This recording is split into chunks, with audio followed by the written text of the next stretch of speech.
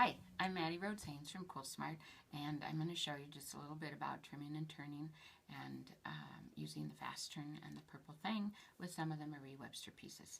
So you can see here that we have a couple of small pieces, and what you're going to do after you trim them is you're going to want to clip on any clip marks. So on this piece, those clip marks are right there. And if you didn't already, you're going to want to slit the slit line. Now, if you do that in the beginning, it's actually a little easier. You don't have to go in and do that there.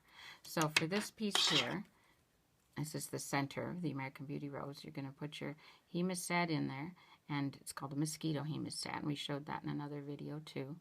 And you're going to gently grab the fabric without stretching the interfacing. Put your hands on both sides of the petal and pull out.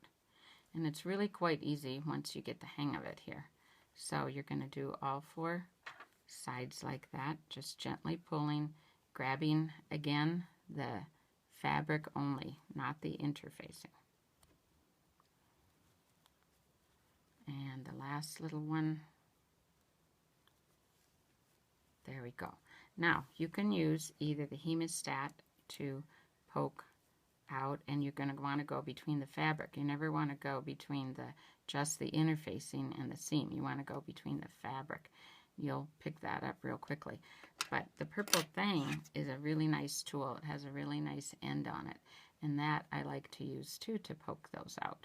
And you can see how well that works. And you can get into some really tiny spaces that way by using this little nice inexpensive tool that's great to have. Whoops, all right, so that was me poking through.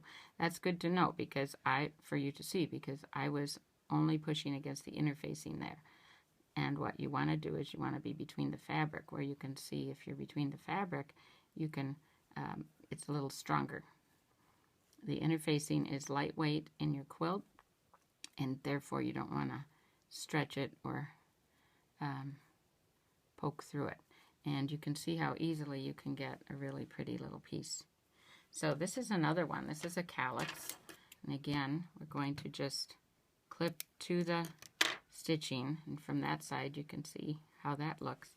Now on this one, this is a pretty skinny little piece here. And what I've been finding is that I like to just cut down a little bit to give it a little bit of,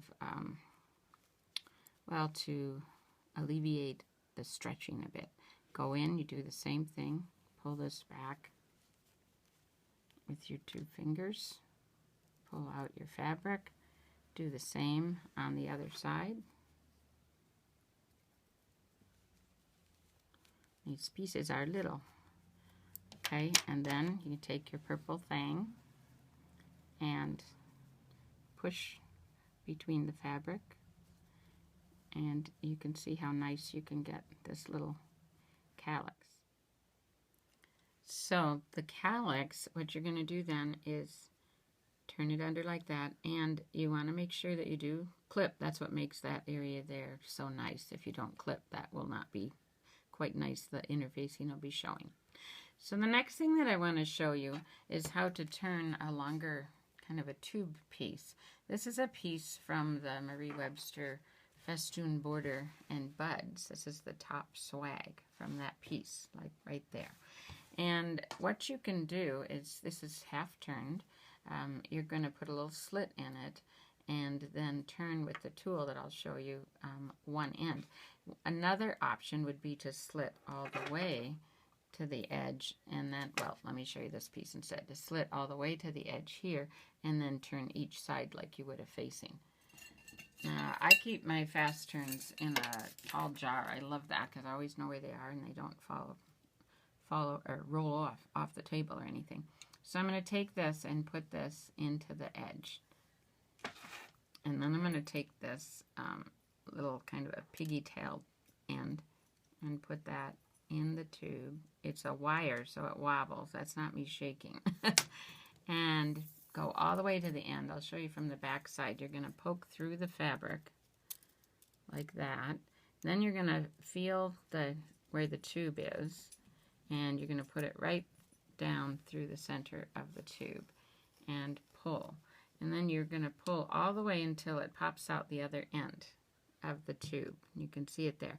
And as soon as it pops out the other end of the tube, some tubes you pull all the way through, but this one just to the end. And then what you do is pull back through the other end, like that, and your whole tube will be turned.